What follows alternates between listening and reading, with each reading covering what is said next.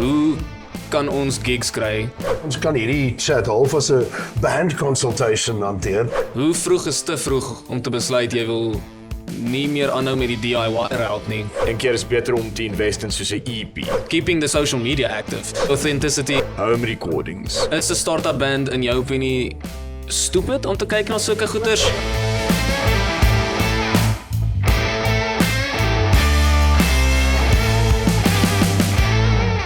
How's it, guys? Welcome back to the Bosscast. My name is Boss the Beard, and this is my cast. On my cast today, I'm absolutely stoked to introduce you to Toonhoog.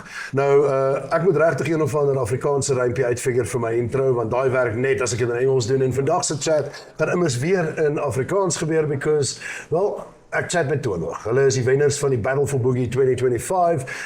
Hallo, Toonhoog. Hallo baas, hoe gaan dit? Lekker. So ons het hier vir Armand en vir Elden. Yes, net so. Of Pepper Ann en Danzig's daughter. I'll take that as a kid. As jy nie weet waarna ek verwys nie, sit dit gou vir 'n oomblik jou video aan en kyk dit gou vir die twee en dan sê dit vir my of as ek verkeerd picture it. Anyway, luister, Toonhoog, welkom. Vertel my gou vinnig, net vir ingeval iemand nou ingetune het want hulle hou van die gesiggies, maar het geen idee wie die orkes is nie. In a tiny nutshell, wie is julle, wat doen julle, waar vandaan is julle en al daai cool kak wat 'n mens nou uit die pad uit kan kry en dan kan ons begin gesels. Befok. Okay, nee, so ons is, soos jy gesê het, Toonhoog, ons is ons classify onsself as 'n alternative rock band, Afrikaanse scene, maar ja, ons kry nou, let's not dive into that now. Maar ons is oorspronklik van Pretoria, so 'n bietjie wyd verspreid in mekaar, maar ja, ons doen dit nou al vir 2 jaar. Ek dink ons het in 2023 gestig. Ons is maar die OG members, maar ja, ons het al so 'n paar ander replacement members tussen al gehad en ja, ons gaan maar aan so. Ek weet nou nie of ek iets gemis spesifiek nie, maar ja, dis Hoe pretty beweeg julle? Ek sê eerder nie, jy weet. So jy sê julle twee is die OG members. Talk me through it quickly. Wat het gebeur? Julle het die band begin, wat, net julle twee en toe fladder die members rond of hoe? So ja, dit was eintlik maar 'n Facebook acquaintance. So ek het 'n post gemaak 2023, jy weet, ek soek band members, is daar enigiemand wat soos bereid sal wees om 'n alternative rock band te begin. En toe was hy een van die ouens wat terugvoer gelewer het, maar ons het mekaar officially eers geontmoet, face to face, toe ons besluit het, okay, cool, ons gaan nou 'n full-on practice hê. So ons het toe op daai tydstip net 'n drummer gehad en ek en Armand. En Ja, toe ons mekaar ontmoet het, het ons by sy girls huis by mekaar gekom, maar dit was ook toe ons eerste drummer, Dominic McNabb, so hy's, ek weet nie of jy hom gesien het, hy is 'n very talented prodigy, Yes. so ons het 'n bietjie saam met hom gejam toe, maar ons het hier 'n hele cascade van verskillende members gegaan. So daai eerste practice session was dit dadelik, ons besluit ons, okay, hier is 'n great drummer en ek en hy het ook geklik, so het ons besluit, okay, ons sal saamwerk. Maar my een vereiste wat ek ook nog om gemessage het mee is, ek wil soos 'n band wees wat originals doen. Jy weet, soos ek het besluit soos, ek was in 'n paar vroeër acts voor die tyd ook, waar ons covers en soos bietjie originals, maar nie almal het baie geskryf nie, so dit was vir my so groot vereiste van hierdie hele ding. Maar ja, dis actually 'n lang storie van hoe die hoeveelheid bandmembers wat ons deurbeweeg het om uiteindelik op hierdie punt te kom. So waar julle nou is, voel julle het gesettle op, this is the band, it's gonna stick, of is die ander mense wat nou nie so is nie? Vertel ons gou vinnig, wie tans in die orkes en do you think they're gonna stick around? funny story, ek gaan nou vir jou 'n klein interessante tidbit gee, maar nee, heidaglik, ons is maar die OG's, ons gaan probably bly, ek en Armand. Ons nuutste drummer is Donovan. Ek gaan met jou eerlik wees, ek vergeet altyd sy van. So let's just stick to Donovan at the moment. Donovan Wolf, drummer. yes, Wolf, hy die coolste fokke van. Donovan Wolf, is regtig. That's a stage Dis name. proper. Donnie Wolf. Donnie Wolf, yes. Genius is 'n pornstar naam. Donnie Wolf with his long hard sticks. He might take you up on that. But anyway, ja, so dis die drummer en die current bassist is Florian, ja, ek gaan eers sy van probeer. Hy's eintlik 'n Austrian, maar ja, so hy's van die Austrian Embassy. Ek weet nie of ek dit regtig mag sê nie, maar hy's currently, as we know, dalk net vir 2 jaar saam met ons. So hy gaan definitief ongelukkig Is hy siek of gaan hy terug Austrië toe? ek dink hy gaan na 'n ander embassy of 'n ander land toe om te gaan embassy As dan. jy gestel het, is hy het nog net 2 jaar oor met ons. Nee. I was like, is this turning dark real fast? That's a fault on my side, ek sal definitief saamstem. Maar ja nee, hy's pretty cool. Hy sal in 'n paar bands gewees in ander verskillende lande. Crazy stories om van daai man af te kry. Maar ja, so hy's maybe nog in die land vir nog so 2 jaar en dan gaan ons maar weer moet kyk vir iemand anders. So hoe lank speel julle al saam as 'n unit as you are now? As we are now, ons het ons eerste live show weer gedoen, letterlik maybe 3 weke terug. No met die way. nuwe band members, ja. Dude, for real. For real, ja. En ons het seker soos 2 maande voor dit begin oefen net om hulle up-to-date te kry met die set en so. Weet jy hoekom ek so verbaas daaroor? Want een van die crits wat, of comments at least, wat die judges by die Battle for Boogie gehad het, was dat dit lyk vir hulle asof julle as 'n band net hierdie great synergy het op stage. My comment was, ja, want hulle speel al daarom soos 2 jaar of so saam, because I mean, to be honest, ek kon nie agterkom of het julle band verander nie. Sorry, ek het nou nie elke gesiggie onthou van die 2-3 jaar terug se bands ek ontmoet het nie. Ek sou het. Dit was te veel van julle. En op die ouend van die dag lyk elke drummer amper dieselfde. Maar point being is julle synergy op stage, julle samewerking, julle gedeelde enjoyment van die musiek, dit translate naar die audience toe, want by die finals, using the air quotes as we should, wat op die Vrydag aand gehou is by Bosboogie, toe stap ek rond en meeste van die judging was deur met mense te gaan praat. Wat dink hulle van die bands wat deelgeneem het, en ek weet al 3 bands het great reviews gekry, maar again, een van die goeders wat uitgestaan het was dat julle het hierdie great synergy op stage, het lyk asof julle buddies is wat saam musiek maak. Is dit so, or is it all a facade? Nee, eerstens baie dankie, ek waardeer dit. So ek sal sê soos ek en Alden het definitief soos goeie vriende geword. At least jy moet, soos as jy so baie proximity aan mekaar het, jy weet, jy gaan eventually maar vriende word. Maar ja, That's how you get friends, started. forceer hulle in jou spasie, ja. En die ding is so ek en hy om deur die laaste 2 jaar om saam met hom op te tree het ek het al 'n gevoel gekry vir hoe Alden optree. Hy weet hoe my style is op stage en so. So ons werk voel ek goed saam en een van die groot dinge wat ons na kyk, of dis gewoonlik soos ek spiekie oor dit wanneer ons soos nuwe members gekry het. So ek sê altyd dat ons voor ons nog die songs doen wat hulle moes serieus het, dan moet ons almal bymekaar kom, ons net kan jam. Soos ek wil hê jy moet net die instrument kan optel en jy moet kan speel, want ek voel soos dit gaan baie op stage wees. As iemand 'n fout maak, jy moet weet om dit net te kan afspeel, jy weet. Foute gaan gebeur. Ja, Maar as jy daai tipe bandmaatjies het, wat jou so skeef gaan uitkyk elke keer wat jy 'n klein foutjie maak. I mean, come on. ja, Where's the rock and roll in that? ja, exactly. En dit is soos ek voel ek het al een keer ooit opgetree waar ek voel ek het 'n fout ergens gemaak nie, jy weet. So dis altyd soos dis nice dan ook dat jy weet jy het die vertroue in die ander ouens, soos as jy nou ophoek, dan weet jy hulle sal jou back hê, jy weet, hulle gaan dit so verander. Maar ek voel daai contribute ook aan soos hoe die band kan saam speel. Jy weet nie net hoe goed kan jy jou gedeelte rehearse nie. Ja. So ons het 'n tipe van 'n gesegde in 'n vorige band gehad waarvan ek deel was wat gesê het keep the credit for the car. Meaning dat soos as jy 'n show speel en jy jou kak kan op stage, honestly 90% of the time niemand in die audience weet jy daai noot gemis nie want hulle ken nog jou song nie. But more than that, they already had the moment of fuck upness. They don't need to be told, look, you were just part of a moment of fuck upness, deur te kyk na die band wat almal skielik kyk vir die drummer wat gedrag het. Or whatever the case is. Maar as jy in die kar ry terug huis toe, sure, then have an objective crit session. Ja, ja. Mind you, hierdie kleine bring my uit by wat ek gedink het vandag se vibe kan wees vir hierdie Baascast. Ek het gewonder hoe gaan ek hierdie ding approach. You know, meeste van die mense wat ek kry vir 'n Baascast, met alle respek teenoor julle fucking early 20 asses, is ernstig iemand wat al ten minste 'n lewe of 'n carrière gehad het. And here I spent 45 minutes talking to 2 guys that met alle liefde, julle is vars. Ja. You know, there's not a lot of things that I expect that you might have walked in the last 40 years. Ek kan nou nie dit vir julle vra nie. Toe dink ek, kom ons change it around. Ek wil hê ons kan hierdie chat half as 'n band consultation hanteer. Groot woorde vir dit sê, vra my vir kak. Want ek weet daar soos deur die jare vandat ek die open mics begin host het en al wat 2015 se kant, daar's 'n hele paar rates wat deur my hande is. Nie op 'n priester manier nie. Mostly. En anyway, en daar's soveel vrae wat ek voel ek kan dalk help mee, but then again daar's ook insigte wat ek dink ek kan kry van jonger acts soos julle. I haven't been a young band in quite a few years. Ja. Dis in die lewe werk. But then again, miskien is daar iets wat my eigenlijk kan help. So, is daar miskien in julle illustrious career van die laaste 2 jaar, waar jy vanaf waar julle begin het, 2,5 jaar terug, give or take, jy weet, jy het genoem maar, want julle was in vorige projekte, maar nou het julle die ding saam, en dit was soos 'n heel, vir my, new way of finding people. Dis 'n Facebook ding gewees, I mean, maar vandaan kom was daar nog posters op lamppalen. Yeah, that I mean. But you know what I mean. Your journey is different, but at the end, the principles stay the same. Ja. So ek wil weet, is daar enigiets van julle kant af wat julle sou gewonder het oor die journey vorentoe, iets waarmee julle vasgehaak het, iets wat julle gewens het, julle dalk 'n ou grys twat soos ek kom kry om julle 2 jaar terug mee te help, waarmee julle self moes deel, enigiets in daai lyn.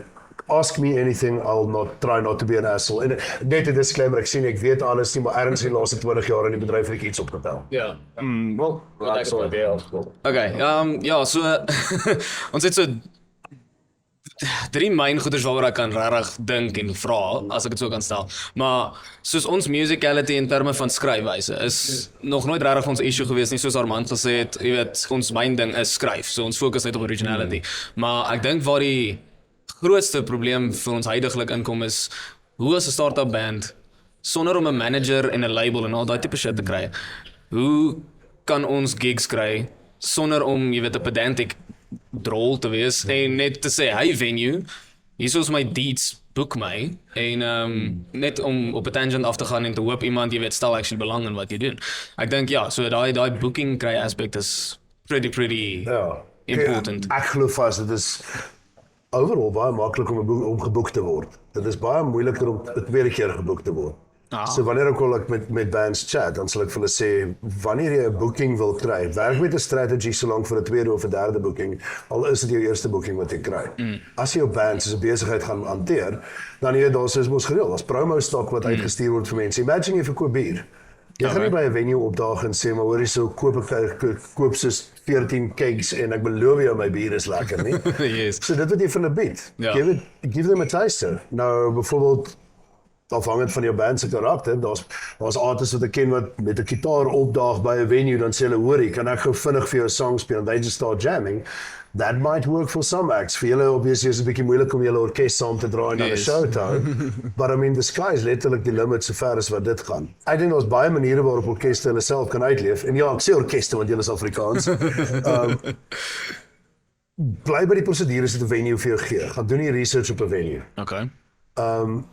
Byvoorbeeld, ek het aanklasse boekings help doen op 'n tyd en van my events daar geboek en ek het die social media help hanteer, dan kry jy die artist wat in message en sê, hallo, hoe kan ek my sokkie artist geboek kry by jou venue? Dan sê ek, dude, gaan kyk net gou na wat die venue is.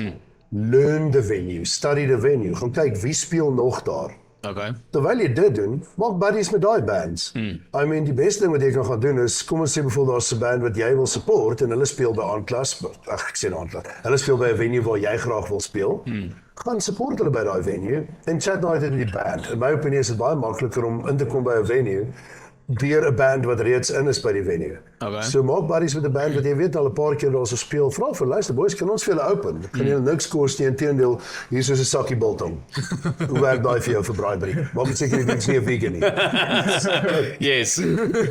That can go south very, very So quickly. you know what, use that connection. Kyk byvoorbeeld, ek sê altyd vir die bands wat international wil gaan integreer jouself in Facebook communities, in Reddit communities van pubs, clubs en venues in die area waar jy nie wil toe. And whether it's international of het Kaapstad is, gaan kyk, wat is die venues in die omgewing wat vir jou gaan werk, en dan stel jy vir jouself 'n strategy op per venue.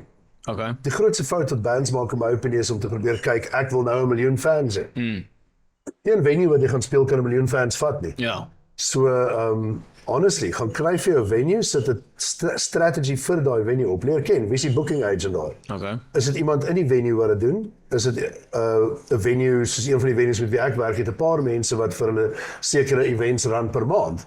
Moet ek inkom by die venue owner, moet ek inkom by die persoon wat die bookings doen? Okay. Of gaan ek net 'n Facebook boodskap stuur en my vingertjies kruis en hoop die regte persoon sien dit raak, which in many cases is die niggie van die venue owner wat niks te doen het met die artist bookings nie. Sy maak net seker niemand het gekla oor 'n vuil pakhuis nie. So daar is vir my nie 'n blanket approach nie. Okay. Stel 'n strategie op. Wat om targeted venue per venue. As jy sien daar is 'n feeskalender waarmee jy kan werk vir 2026, narrow it down, waar sal jy inpas?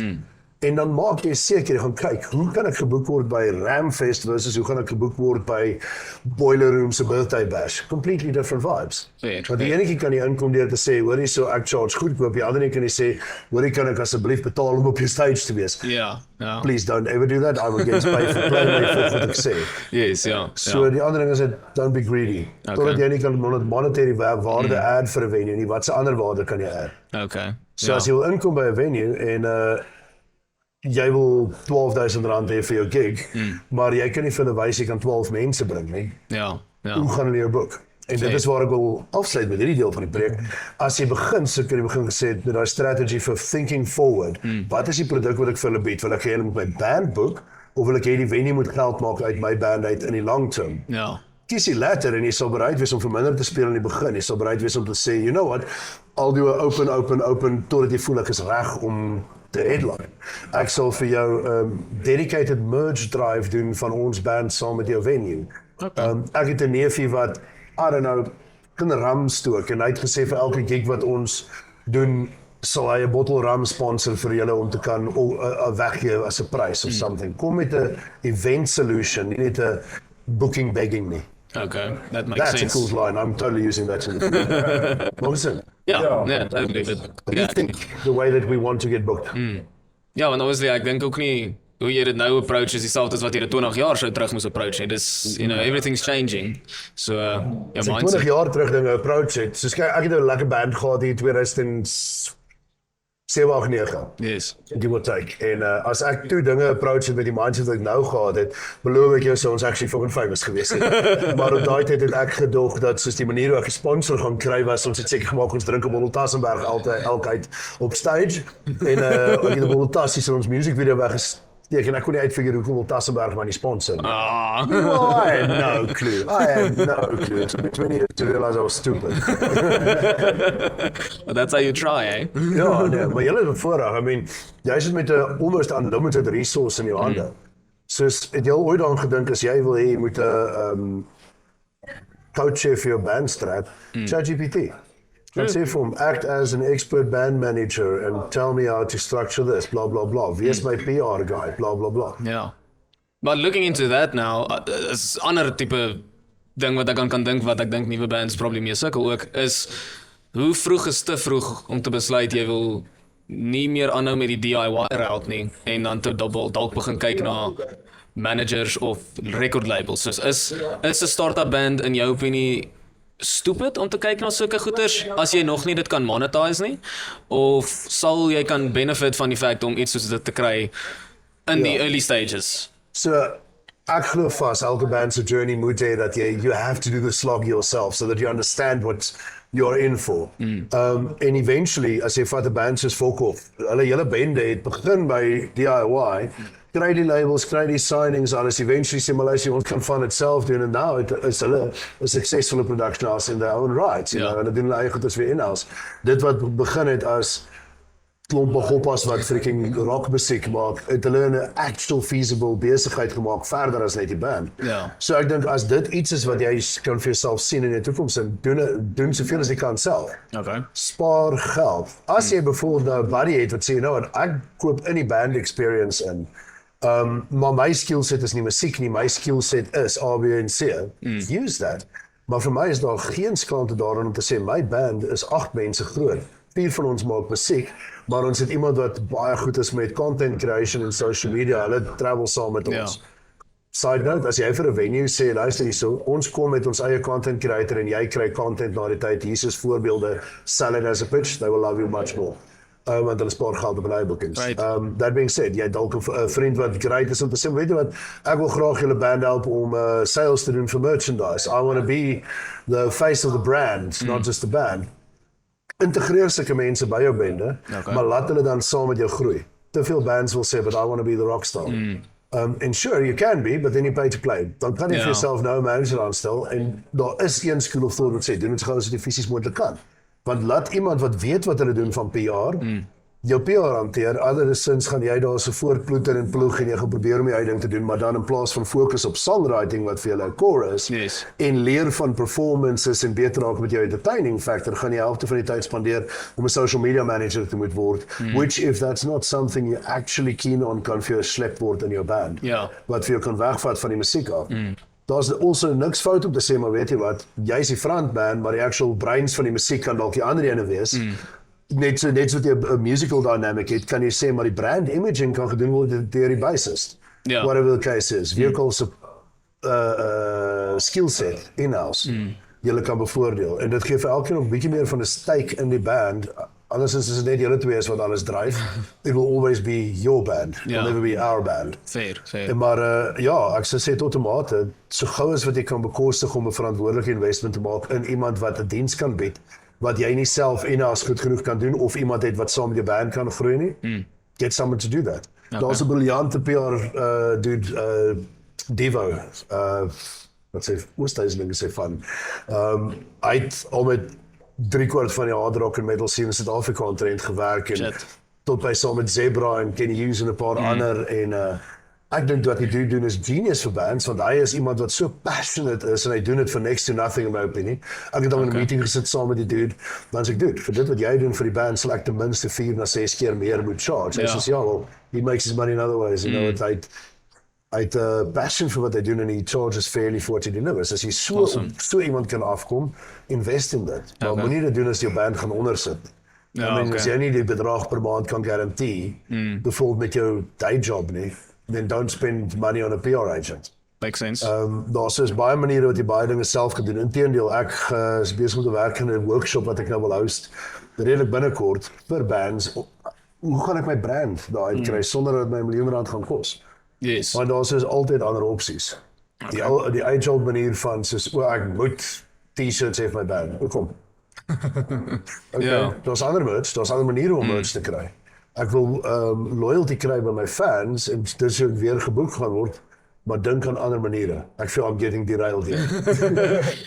Nee, maar dis goeie insights, obviously, want dis nie goed wat, wel, dis probably goed wat bands aan dink, maar ek meen, soos jy dink aan die of the image, soos, okay, cool, daar's 'n band met merch, maar soos, kan hulle dit sustain, en kry hulle even die profit uit dit uit, om te kan, jy weet, daai profit gebruik om iets anders te fund, soos jou PR by ou byvoorbeeld, en goeders dit. Moenie net gaan wat ek van dit af wegvat, is moenie net gaan invest in kak, as jy dit financially nie kan bekostig nie. Skus, ek sal 'n bietjie stop met die gevloekery. Nee, fuck that. Maar ja, dis wat ek dink ek grasp dit van jou. Kom vra jou so, jou band, het julle 'n budget? Het julle 'n beplanningsbudget vir die volgende 6 maande? Het julle 'n goal vir die volgende jaar? Weet jy hoeveel jy as band moet inkry om te justify wat jy jou gigs charge?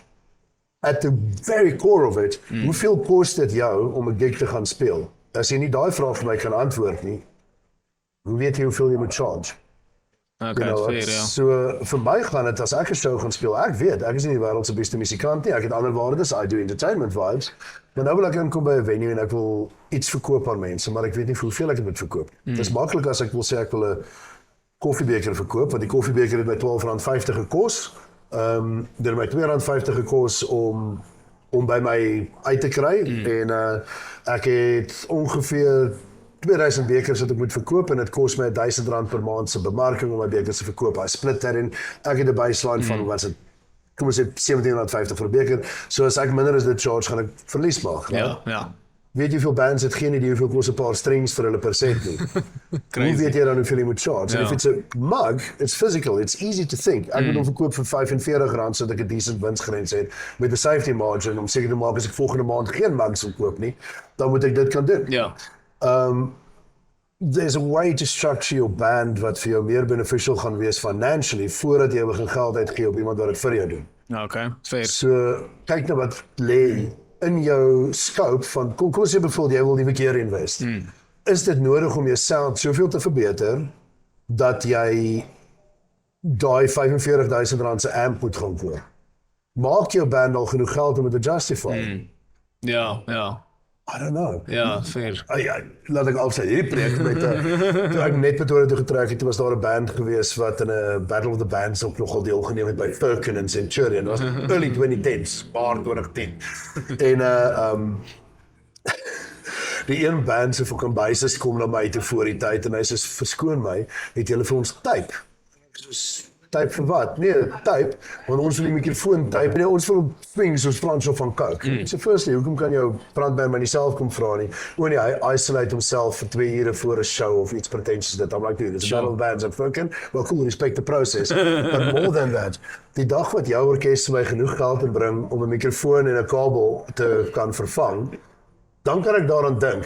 Dis hoekom Franny dit kan doen. He makes much more for the venue as wat 'n kabel kos. Jy op die ander kant is nog nie daar dat ek kan justify om die tape uit te haal vir jou nie, much less 'n kabel en 'n mikrofoon en die mediese versekering vir as jy arme girl se tande uitslaan voor jy weet wat jy doen nie. So ek sou sê daar's 'n growth phase. Don't overinvest, maar ek sal wel sê as jy gaan invest in gear, sommer net 'n complete side note, taking a leaf van een van my vriende wat 'n sound company het, wat nou nog vir my gesê het, een van sy regrets was dat hy probeer spaar het vir op gear wat hom 'n langtermyn moes hou. Like, en hy het eers cheapie shit gekoop en gefigure that's the obvious growth pattern. Is koop nou cheapie shit en dan bou jy op na duurder, Hy het gesê die oomblik wat jy kan, invest in die goeie amp, invest in die goeie speaker, invest in die goeie ding wat sure, jy gaan bietjie langer afbetaal aan hom of iets. Maar hy gaan jou baie langer hou en baie beter variety kan gee. As jy as band bijvoorbeeld kan bekostig om te invest in 'n system wat bands kan hanteer, kan jy geld maak uit toere uit. Terwyl as jy die hele tyd moet sê, okay, boys gaan ons wie se speakers so set saamslaan, sodat ons gasparty kan speel. Maybe then you need to evaluate, is ons 'n solo band wat wil gaan toer, is ons iemand wat net by feeste wil gaan speel. There's a million ways to feed a cat. Okay. Ja, dat is 'n goeie insight, honestly, proper. Okay. Ek wou ook sommer gevra het, terwyl ons nou vra, of jy meer insight het oor dit, want ons bespiegel nou al vir 'n rukkie wat ons approach gaan wees in terms van release, musiekrelease. So ons wonder van jou experience, wat dink jy sal beter werk en is daar eers 'n beter approach van wil jy stelselmatig song elke nou en dan so spaar op vir 'n jy weet dat jy genoeg het om een te record en release dit en gaan so aan, of dink jy is beter om te invest in soos 'n EP? En boonop daai is dit jy weet as mense 'n EP doen byvoorbeeld home recordings. Of dit is beter as home recordings, maar nie as jy 'n studio, jy weet soos 'n actual paar K gaan drop per song nie. So is daar benefits om half 'n EP te release en te probeer hype daarom rond te bou, of wil jy kind of laat elke song uitstaan deur hulle so cinema elke 2 maande of so te release, jy weet, of enige tydperk soos dit, as jy enige insights Ek glo in singles elke 2 na 3 maande. For the eenvoudige rede dat you're not famous or good enough yet that there's enough hype for people to want to listen to 6 to 12 songs coming out now, en dan kan nie wag nie. En I mean, jy moet aansienlik meer geld drop as jy so proper recording wil doen. En ek voel dan sit jy jouself onder baie pressure as 'n jong band om nou te hierdie albumpie moet werk, want ek meen, jy het nog nie 'n toer in plek nie, jy het nog nie 'n venue guaranteed income van jou albums nie, so as jy kan sê, maar ek drop vir my nou 'n EP en ek gaan toer met hierdie EP vir die volgende 3 maande en ek speel die kakke, I'm sure there's something to be said for that. Maar ek persoonlik dink, as jy gaan invest en jy kan bekostig om 'n EP te doen, still drop it song by song by song, maar doen dit met 'n behoorlike social media strategy. Op hierdie punt, as ek die geld gehad het om 'n 12-track album te record, sou ek 6 songs gaan record. Ek sou nie 'n musiekvideo gemaak het vir elkeen nie, maar ek sou 'n video-based release vir elkeen beplan het vir social media, met 'n decent strategy en spend daarop, om seker te maak dat mense die shorts, die reels, die video's oor die song sien, wat hulle kan stuur na jou streaming services toe. Streaming services op hierdie punt betaal fokkel. So moenie as dit in jou budget hê om te dink, ek gaan geld uitmaak uit my 0.01 sent van Spotify nie. Spotify is jou besigheidskaartjie om seker te maak mense kom na jou shows toe. As jy vir my meer mense by jou shows kan bring, wat spandeer, dan kans baie goed ek gaan jou meer boek. It's an obvious thing to do. So ek dink jy moet eerder daaraan dink, nie as 'n release schedule vir songs nie, maar dink daaraan van wat sal 'n goeie marketing investment vir my band wees? Kan ek daai selfde geld vat en dit spread oor 'n jaar se releases of kan ek bekostig om te sê maar ek vat daai geld en dit is my spandering vir Januarie. Ja. Want onthou vinnig raak mense bored. Veral in die ADHD culture waarin ons vandag leef, sal mense een keer klik op jou link wat jy al daai geld, tyd, moeite en energie ingesit het om te sê klik op my link na my album toe. Sure, there's a few that might love the entire album so much they will put it on repeat. Ja. Maar iemands emotional investment was net I already clicked on the thing. Sy brein maak 'n tickboxie wat sê I supported Toonhoog. Klik, it is done. Nou wil jy oor 2 weke weer sê, hoor julle, ons album doen baie goed, maar luister na die ander songs ook wat daarop is of something. En my brein het klaar gesê, klik, I already ticked the Toonhoog button. I don't need to. So ek skat net van daai oogpunt uit af, net van 'n supporter base, is baie beter om 'n release te doen. Elke maand 2, 3. You know, it's up to me. I'd be releasing songs every week, maar ons weet, dit is nou nie regtig 'n feasible ding. Ek sou voorstel, gaan kyk na die baascast wat ek gedoen het met Arno Karstens. Die ernstige in die hoek sal daar 'n tag of 'n kaartjie wees. Want hy het 'n baie sterk opinie gehad oor wanneer is oor presies hierdie vraag, die release cycle van singles. But when watching that, also keep in mind that is spoken from someone who's already had an illustrious career and is klaar famous. Iemand soos julle, ek sou 100% sê, invest geld in 'n decent recording. That's a separate can of worms, die home recording discussion. Want ek meen, wat is 'n home recording nowadays? Party mense sit sadly nog steeds 'n selfoon in die hoekie van hulle kamer neer en dink, my fans gaan happy wees om na hierdie distorted ding te luister van 'n Nokia 3310 se recording, which is absolute horseshit. Maar daar's 'n klein huisie vol jong studios, and again, daar studios waar julle tans is as band. Een van my vriende, kontak, ek werk al vir jare met hom, maar as jy in sy studio sy tyd boek, dan het hy nog nie 'n muso geboek nie, dan het hy nog nie 'n instrument voorsien nie, nog 'n stukkie backline nie, daar is nog niks gedoen nie, vir jou om in sy studio in te stap en die basics te gaan neerlê van jou song, provided you play everything, gaan begin kos van so 6 na 8,000 rand vir die song, which is great if you're going to be turning 100k from that delivery, but why do that if you don't even charge that yet per show? So daar's dus baie ander jong studios waar ek sal sê, kom in met 'n recording deal, again, bring mense in jou fold in, bou die Toonhoog aan nie. Okay, ek stap hierdie pad met hierdie studio, hy's nou nog nie great nie, you know, things sound a little bit tinny, maar hy gaan groei. Teen die tyd wat jou band goed genoeg is om te kan betaal vir proper recordings, is sy studio goed genoeg om proper recordings te doen. So, as jy nie self in-house daai ou is nie, maybe vind iemand wat is. Maar deesdae honestly, met 'n moderate klein investment kan jy 'n decent genoeg recording doen, even as wat jy doen is outsource 1 of 2 elemente, maar jy voel jy kan op jou Mac by die huis het sê gebless om die tech te hê en jy kan gitaar en vocals by die huis drop.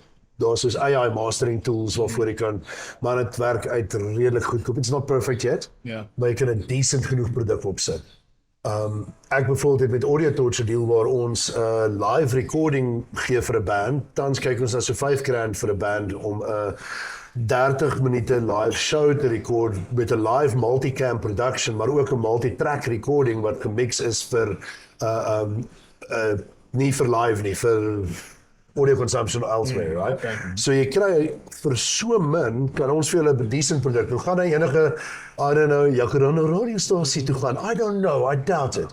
Maar gaan iemand met daai kwaliteit kan sien online, en gaan dit genoeg wees om hulle te convince van wat jy kan doen? Yes. And more importantly, gaan die audio recording 'n goeie reflection wees met die video by van wie jy as band is, om jouself, getting back to point number 1, te bemark aan daai venue. Want ek het dit nou nie genoem nie, maar vir my gaan dit oor as agent, as venue representative, as booker, as sameslaander van 'n line-up, is dit vir my baie makliker om 'n 1 minuut video, 'n 90 sekonde video van 'n band te kyk, wat vir my wys elemente van wat die band kan doen. Want, okay, jy sing hoog, jy sing rof, jy sing grof, jy het 'n ballad vibe, en daar's 'n goeie crowd interaction waar jy crowd serve. Put those 5-6 elements into a 90-second video, I know what I'm looking at. Fuck music videos. Enige poepel met genoeg geld kan 'n decent music video hê, want soos in stuff that, wys my hoe speel jy live. Dit maak 100 keer meer sin om dit vir my te wys, want op die eind van die dag, getting back to Spotify is nie waar jy geld gaan maak, so don't invest money in that. Jy gaan jou geld maak, veral julle in 'n niche audience, gaan geld maak uit jou live shows uit. En die feasible verskil as julle as band gaan inkom by waar julle tans sit, is daar nog 'n actual financial verskil in 10 extra mense wat kom. Because currently pool julle, kom ons sê 50 mense, 60 mense is 'n incremental increase alreeds vir wat julle kan inkry. Spend money marketing to get live gigs happening. En as jy goeie genoeg audio en kwaliteit kan kry uit 'n home recording uit met dit, en mense kry by jou gigs uit, why do you need to go and spend 25k on a song release? Ja. Vir my is die core van 'n band is altyd hoe hulle live perform en dit is as mens daardie kan oorkry is ek baie happy met dit. Maar ek moet sê soos ek en Alden, ons het al baie gestry oor dit. Maar ek acknowledge hulle is reg. Ja, soos ek moet sê ek het gedink dat jy weet, mens jam net, gaan doen die shows bou so op, maar hy en sy girl Jolise, sy net gepraat het van iemand ekstra vir social media en so, sy is die, jy weet, social media wizard, sy is die 5de member van die band behind the scenes. Yes. En so ons het ook soos half 'n balans begin agterkom van, ek dink dat mens moet dit meer incorporate om actually meer van 'n audience te reach. Ek dink ja, ons het die compromise gevind van dit is so om hulle te kry, maar ek voel ook ons core performance moet goed wees want ek voel, jy weet, dit kry hulle dalk na 'n show toe, maar as daai show gaan sleg wees of mediocre is, dan gee hulle nie om na dit meer nie. Absoluut. So maar ek het ook ek het begin dink soos dis ook hoekom ek vra oor hierdie home ek noem home recordings, maar is eintlik dis heel hoër as home recordings. Jy het met vandag gesê equipment wat jy kan kry.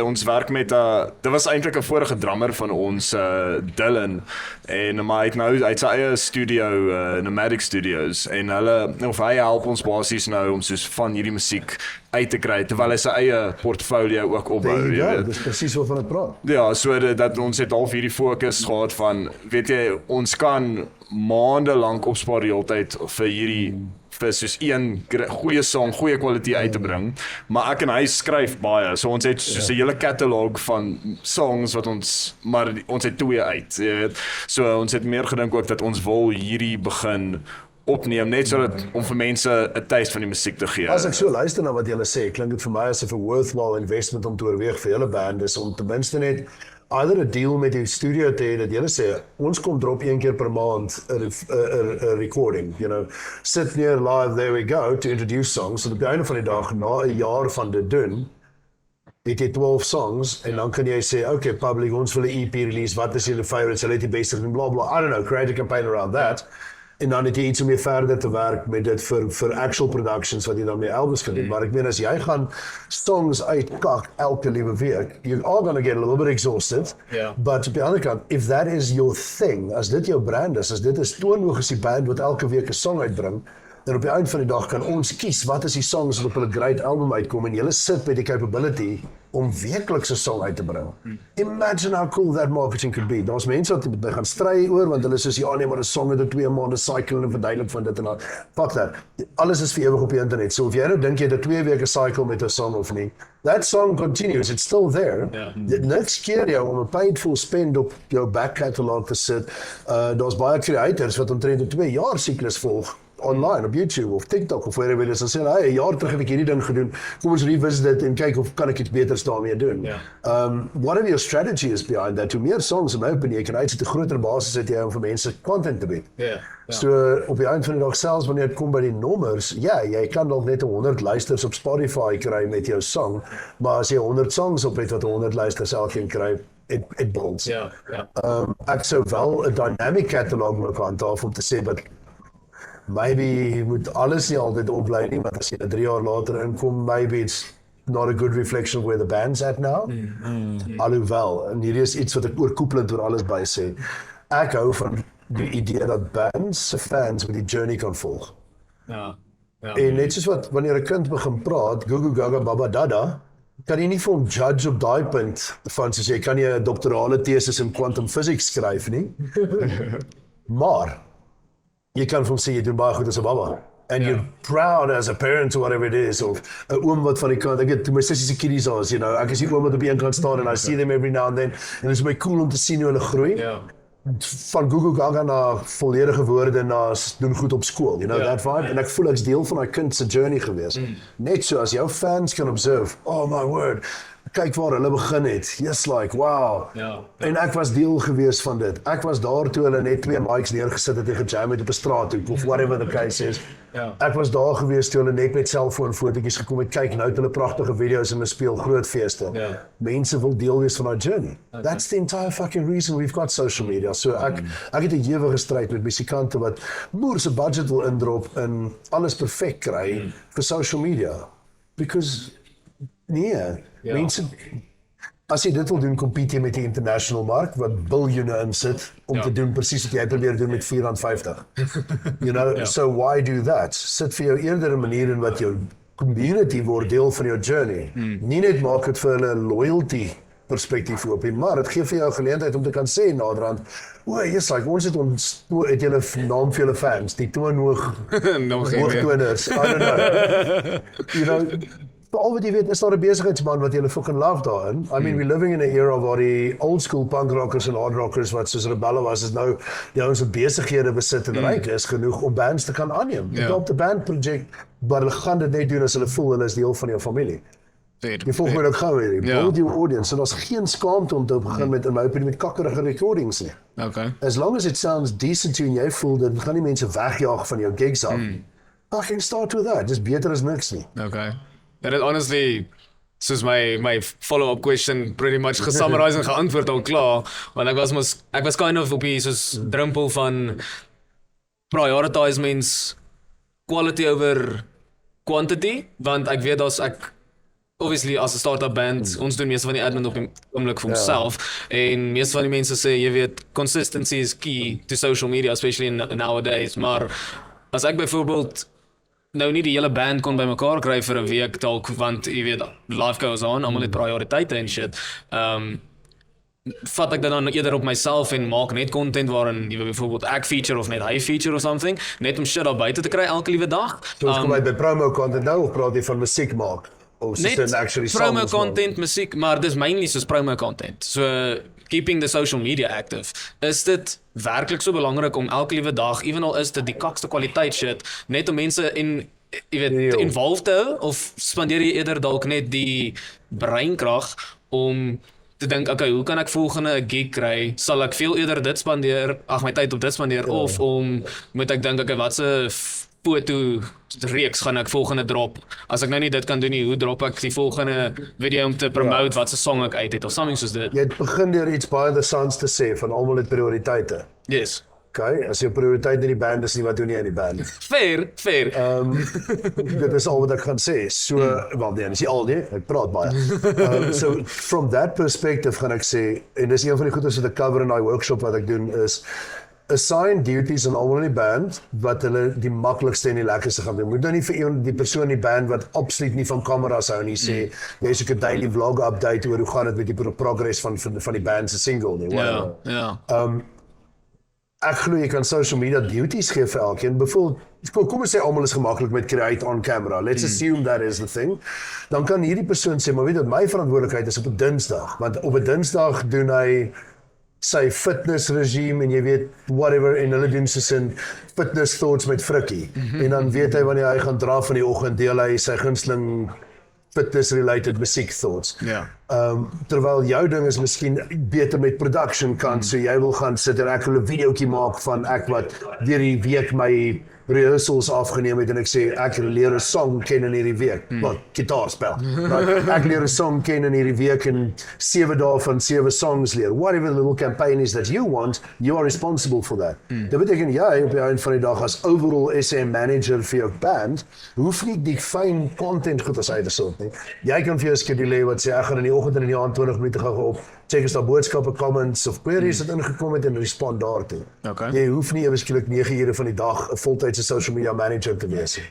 Maar ek meen as jy kan rely daarop dat daar ten minste decent content elke week uitgaan. Julle is 4 en 5 5 met die fotograaf by. So there's 5 people that you can rely on. Die enetjie is obviously, kom ons sê die girlfriend, Jualies. Jualies, yes. Fotograaf kan content help create en post. So make her in charge of that. Obviously kan ek sê daar's gitaar gedrewe goed te steek en doen, maar wat kan die drummer bring? Wat kan die ensovoort? Jou bassist is van Austria. Ek kan doen Austrian translations van jou musiek en dat hy poetic readings in German doen van julle musiek of dit verduidelik vir die mense in Austria. Okay. Utilize your USPs, your unique selling points in die band. Okay. Niemand sê daar is, en dit is iets wat baie belangrik is, jy kan nie sê dit is hoe 'n band social media doen. Take that package or leave it. Okay. Een van die groot goeders wat ek teach in my workshops is, dat almal wil altyd weet wat moet ek post. Okay, geef my 3 goeders waar nou, kom ons doen gou die exercise. Behalwe musiek, sonder om enigiets van jou band of so te noem, niks met jou band se musiek te doen. Wat is 3 goeders waarvan julle hou as mense? Weird sports, soos rock climbing, sulke tipe shit? Weird sports, Armand, wat skiem? Fysika. dis my Nerdy ding. shit. Ja. Science, physics, Ek is die okay. nerd van die band, ja. So, Okay, en nog iets waarvan julle hou voor.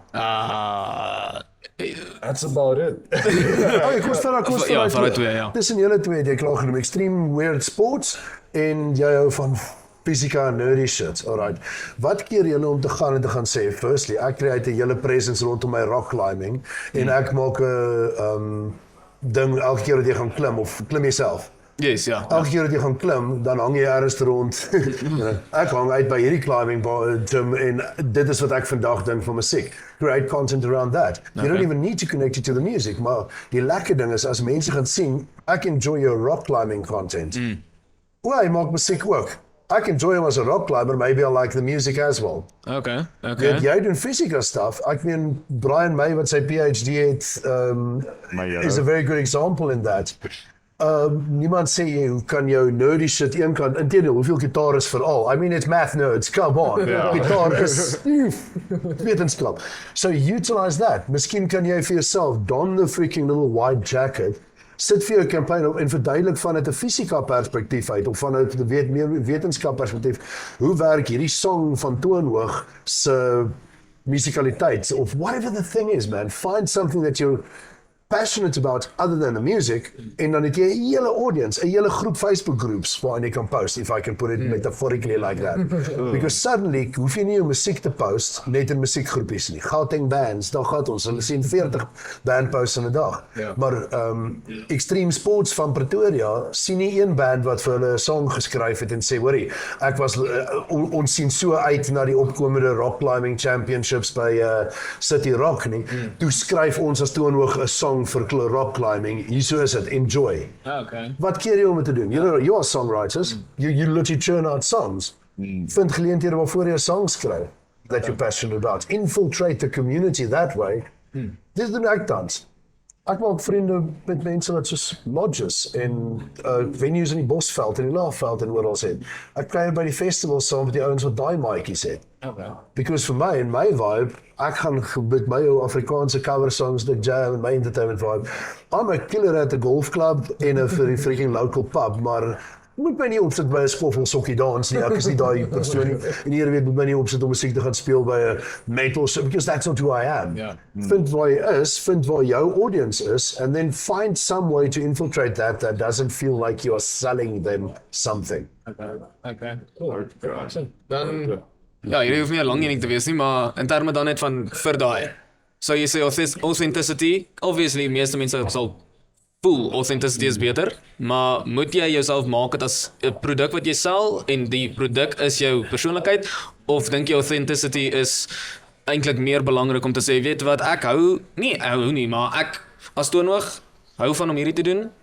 Ons vloek as 'n persoon. Ons is nie fok politiker of something nie, net as 'n voorbeeld, nee, soos moet ek eerder probeer prim en proper wees en 'n fasaad opsit of moet ek eerder net authentic wees en whether you like it or not, that's what you want or that's what you get. It depends what you want to do with the brand. Is it? Vir my is dit soos op die een kant, ek sal altyd, byvoorbeeld Baascast is my most authentic ek sal praat. Dit is genuine mense in wie ek belangstel, dit is topics waarin ek belangstel, waaroor ek sal gaan chat met mense, ek praat soos ek praat of ek op kamera of af kamera is, this is me. Okay. Maar ek bied ook 'n diens aan mense wat kan sê, maar byvoorbeeld ek sit by Padlangs, ek kan vir Padlangs sê hoorie en ek hoop dit kom deur as al sponsors wat luister wat dit wil laat gebeur, let's chat. Maar ek wil saam met hulle gesels om 'n miniseries podcast te rekord binne hulle interest sfeer, dan verteenwoordig ek 'n kliënt. Dan is ek daar om 'n job te doen, dan is dit nie Chris oor praat nie, dis nie Baas de Beer wat praat nie. Hulle betaal vir Baas de Beer om te host. But I have a client's best interest at heart. I've got a product to push, I've got a service to sell. Nou net so glo ek met die musiek. Kom ons sê bijvoorbeeld Toonhoog, that's your thing. Jy voel jy leef jouself daaruit en authenticity is vir jou as artist daarin belangrik. Jou band is jou spreekbuis van wie jy is as songwriter en as mens. Then my personal best advice would be always stay authentic to yourself. Dit help nie jy push it as a third product. Dit is nie 'n heilige objek wat jy een kant sit en ek moet dit nou hanteer asof ek niks emosioneel daaraan verbind nie. Okay, ja. Veral vir my wanneer dit kom by die tipe musiek wat jy maak, wat ons van jou musiek wat praat. Dit is nie net ek hoor 'n song wat hierdie kriteria match en dan sal dit 'n radio hit wees. Ja. If that is what you want to go for, by fucking all means. There are recipes to follow, daar is soos 'n besigheidspaadjie wat jy kan volg met dit. Ek het al baie oorweeg om te sê, miskien moet ek 'n produk stig wat ek kan hanteer as 'n third entity. Dit is verwyder van myself, but it doesn't represent who I am, what I truly believe. Dit is 'n kunstprojek, wil ek amper so sê, of dit is 'n outsourced product, then by all means. Ja, okay. Maar my persoonlike advies, if it's something you care about, keep it authentic. Okay. That's pretty good. That's kind of what we wanted to hear, so it's good. Ek het nog iets anders. Ja, ek dink is pretty much, het jy enigiets Ek baie om in te neem nou. Ek absorb alles, ja. soos 'n sponsie? Ek sê, I'm not the be-all and end-all, maar ek hou daarvan my gedagtes verdeel. En ek meen, as jy verder chats daar wil hê, I'm very keen to deliberate and argue points. So ek weet, daar's ding wat ek in vandag se chat gesê het, wat nie gaan wel sit met baie mense nie, wat ander teorieë het. Ja. Fuck it, ons almal kan reg wees, ons almal kan verkeerd wees, seker. Maar daar's 'n ding waarmee ek hou daarvan om 'n podcast af te sluit, en dit is 'n stukkie van happiness creation. Nou, ek glo vas dat die enigste manier hoe mense happy lewe gaan hê, is as jou lewe betekenis het, meaningful moments. Is daar iets wat julle met my kan deel? How do we make a moment matter more? Iets wat die mense wat nou kyk of luister na die Baascast kan huis toe gaan en gaan probeer en gaan sê, but you know what, maybe ek het Toonhoog te dank vir 'n oomblik van meaning in hierdie dag. Ek dink van my kant af, skies. In die klein bietjie wat ek nou al gelewe het, maar ek seker obviously baie mense het nou al so iets in die lyn gehoor, maar for real dude, soos ons bly in 'n wêreld waar dinge konstant net fucking te touchy is en mense is te fucking sensitief vir shit. Ek dink wat ek kan wegvat van dit af is tye verander, mense se opinies verskil. Lewe jou lewe net om happy te wees en jy weet as jou baas byvoorbeeld iets sê wat jy glad nie mee fucking saamstem nie.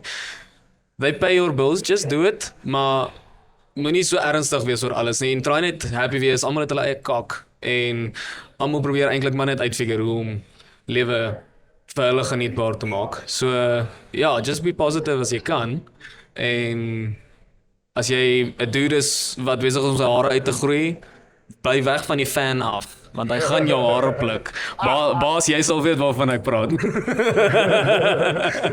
ek weet hierdie een met die gevaarlikste hare hier so is tussen julle twee, maar ek dink die cruisy curly vibe is Pepper Hansen.